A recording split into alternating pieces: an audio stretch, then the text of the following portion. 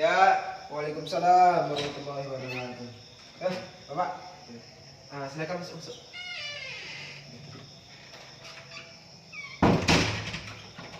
Oh, baik, silakan duduk.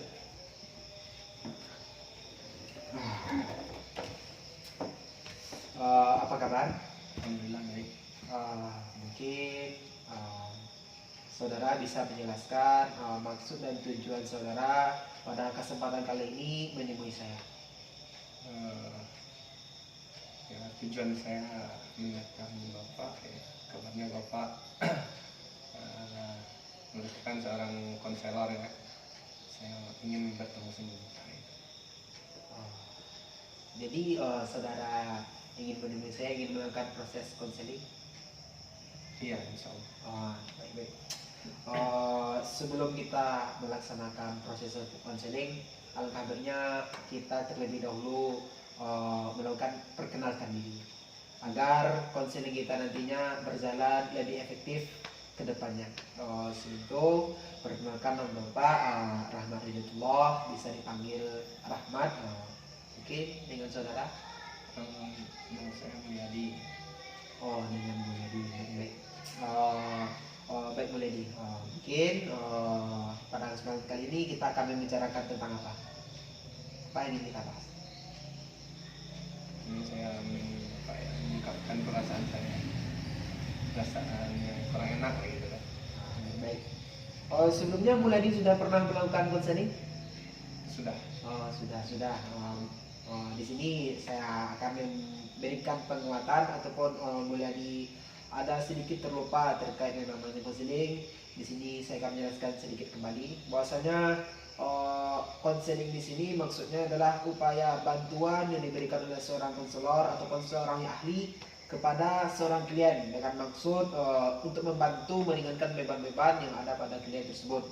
Adapun azas-azas dari bimbingan dan azas-azas dari konseling ini adanya azas kerahasiaan, di mana itu data-data ataupun sumber-sumber terkait masalah ataupun kepribadian dari seorang klien itu akan dijaga sebaik-baiknya oleh seorang konselor. Dan adapun azas terbuka, di mana antara konselor dan klien di sini kita sama membuka diri agar kita antara konselor dan klien sama-sama mendapatkan informasi terkait masalah yang akan kita pecahkan nantinya. Baik, nampaknya Mulyadi pada hari ini kurang baik.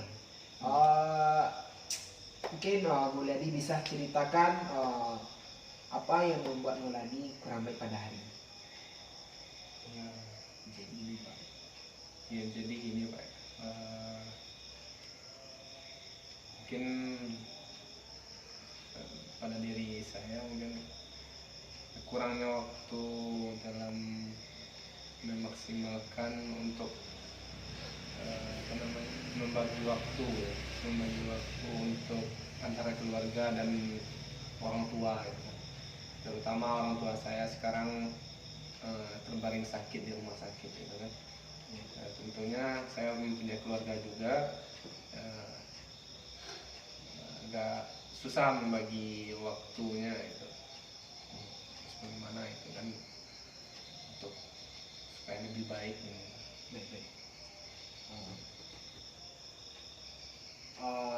Baik. Di sini saya ingin bertanya dulu,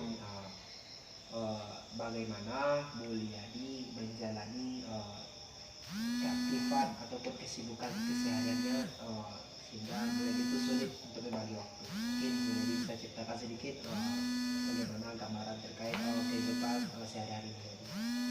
Ya kalau sekarang ini susah untuk membagi waktu antara keluarga saya itu kan. Keluarga kecil saya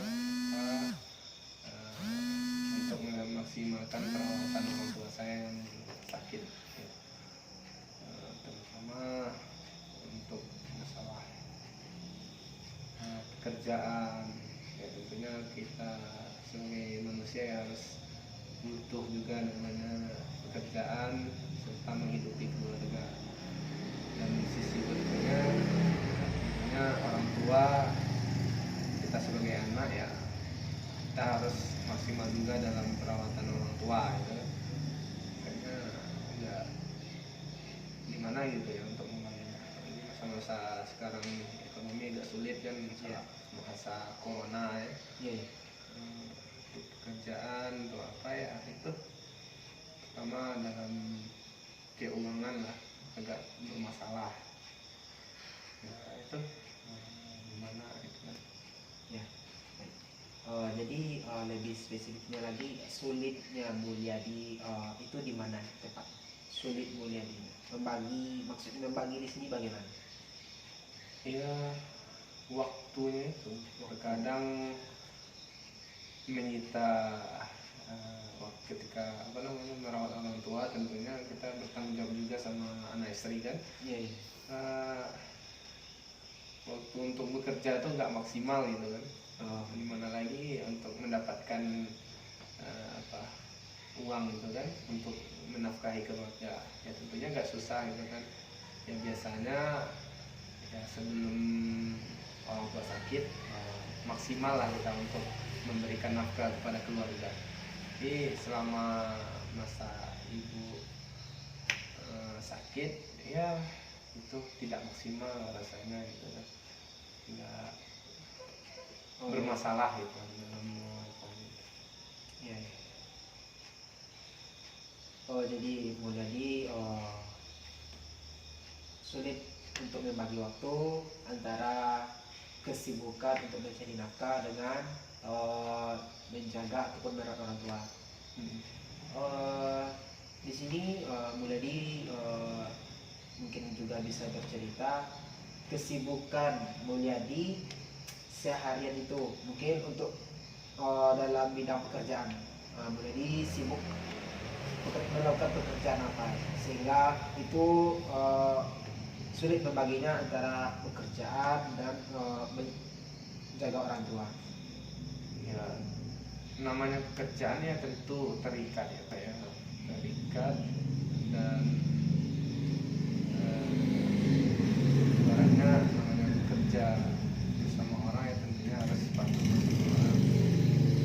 Ya itu kerjanya apa kerjaan saya di klinik gitu kan, klinik ya, Tribun Nabawi gitu.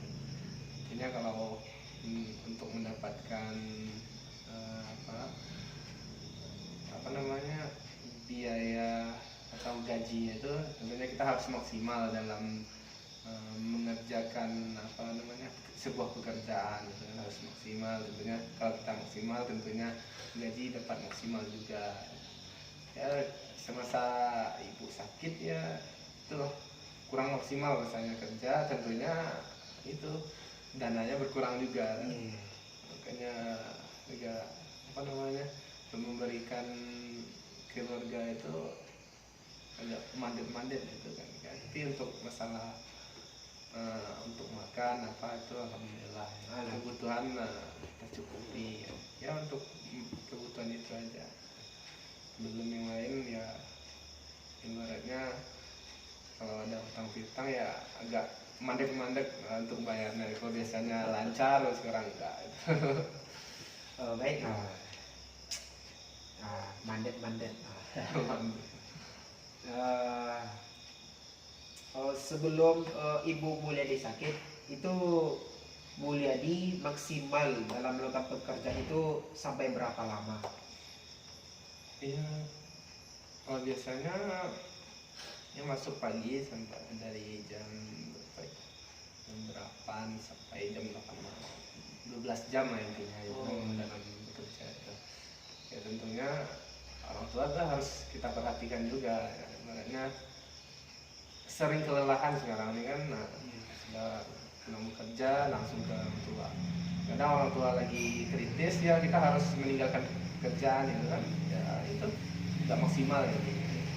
Cukup lama ya, kerjanya 8 jam satu hari. Iya, dalam Ya. Mungkin Mulyadi bisa juga jelaskan dalam 8 jam itu sebelum Ibunda Mulyadi sakit, apa pekerjaan Mulyadi lakukan selama menjaga klinik tersebut? Mungkin kan namanya pasien itu kan sekarang tidak datang, mungkin ada kesibukan yang lain, mungkin Mulyadi bisa jelaskan. Ya, kesibukan lain ya kebanyakan ya di klinik gitu, nggak ada kesibukan lain. Nah untuk pekerjaan ya ibaratnya itu namanya kerjaan ngejar target ya. Kalau misalnya pesin banyak untuk apa ya kita pemasukannya juga banyak gitu juga kan. Jadi kalau sedikit ya gitu aja. Kalau ketika banyak ya bagus lah untuk apa, untuk kehidupan menjanjikan ya.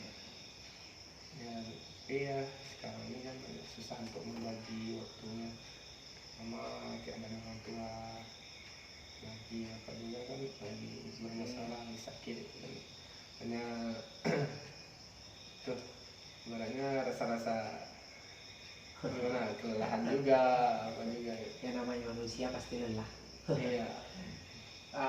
Kalau boleh tahu itu target yang harus dicapai dalam maksimal kerja 8 jam itu harus berapa kerja targetnya itu?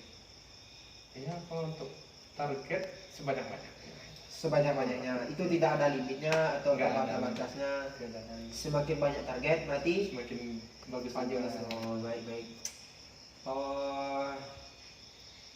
Selain mengurus klinik 8 jam sehari itu sebelum ibu sakit, apa saja aktivitas yang mulai dilakukan selain menjaga klinik ataupun mengurus klinik sebelum ibu Aktivitas. aktivitas sebelum ibu terkena penyakit ataupun mengalami sakit? Ya aktivitasnya ya itu ya menjaga itu lah. Fokus di Fokus menjaga klinik. ya. Baik, mungkin apa yang telah mulai disampaikan dan menurut dari apa yang telah mulai disampaikan dan juga cukup memahami apa yang menyaksikan ya, dalam keadaan orang tua sakit kita juga menghidupi keluarga kecil itu ya rasanya gimana aja. Kita sulit untuk menentukan suatu keputusan yang mana di antara dua keputusan ini boleh dikatakan sama-sama penting keduanya. Baik, selama sejauh ini saya akan memberikan kesimpulan sementara bahwasanya saudara Mulyadi ini saat ibunda mengalami sakit itu cukup sulit mengatur jadwal kesehariannya sehingga itu mengganggu aktivitas keseharian Mulyadi. Nah, jadi dapat kita simpulkan itu Mulyadi kurang bisa memanage waktu. Mungkin Mulyadi tahu sebelum ini sudah pernah melakukan manajemen waktu? Belum. Apakah Mulyadi tahu itu apa manage waktu? Oh, iya. Jadi namanya manajemen ini kita mengelola bagaimana kita mengatur sesuatu sehingga itu terjalan dengan sebaik mungkin dan seefektif mungkin. Adapun manage waktu di sini kita mengatur jadwal keseharian kita terkhususnya sehingga keseharian kita itu terjalan lebih efektif dan sebaik mungkin. Mungkin Mulyadi sudah maksud dari manajemen waktu di sini. Baik, mungkin dari Mulyadinya masih ada yang ingin ditanyakan ataupun masih disampaikan? Ya itu ya, saran dari Bapak Yusuf ya, saran dan solusi yang saya minta sekarang ya, gimana cara agar saya itu maksimal antara keduanya itu kan, antara orang tua dan keluarga itu kan, agar bisa lebih baik gitu kan. Terutama yang namanya anak ya harus berbakti sama orang tua, harus harus maksimal gitu kan, harus maksimal itu yang jadi ya. Gimana solusi terbaiknya itu kan, apakah kita harus milih keluarga atau milih orang tua. Baik. Di sini saya akan memberikan sedikit motivasi solusi dari masalah yang mulai dihadapi sekarang. Sebagaimana yang telah sampaikan tadi, Mulyadi mungkin terkendala dalam memanage waktunya sehingga Mulyadi cukup teledor, cukup bingung untuk menentukan kapan merawat ibunya dan kapan waktunya untuk bekerja. Nah, di sini saya menyarankan Mulyadi itu membuat yang namanya schedule harian. Di mana schedule harian ini kita menjadwalkan harian-harian kita, misalnya dari jam 7 sampai jam segini kita melakukan aktivitas pekerjaan, dan dari jam segini sampai jam segini kita merawat ibunda tercinta. agar itu lebih efektif dan lebih efisiennya berjalannya skill itu, kita harus menanamkan juga namanya ikhtiar, komitmen kita untuk menjalankan itu. Mungkin itu saran dari yang dapat saya berikan. Mungkin dari Samudia masih ada yang ingin ditanyakan ataupun yang ingin bercerita. Ya.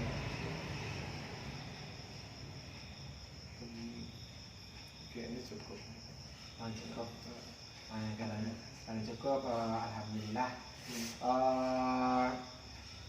Terima kasih kepada saudara yang telah bersedia datang sendiri tanpa diminta untuk melakukan konseling. Jika saudara membutuhkan di hari kedepannya, itu langsung datang kemari tanpa sungkan-sungkan untuk membersihkan waktu. Marilah kita cukupkan konseling kita pada kesempatan kali ini dengan mengucapkan lafaz hamdalah, alhamdulillahirabbil alamin. Terus kita sempurnakan dengan doa kafaratul majelis. Subhanakallahumma wa bihamdika asyhadu an la ilaha illa anta astaghfiruka wa atubu ilaik.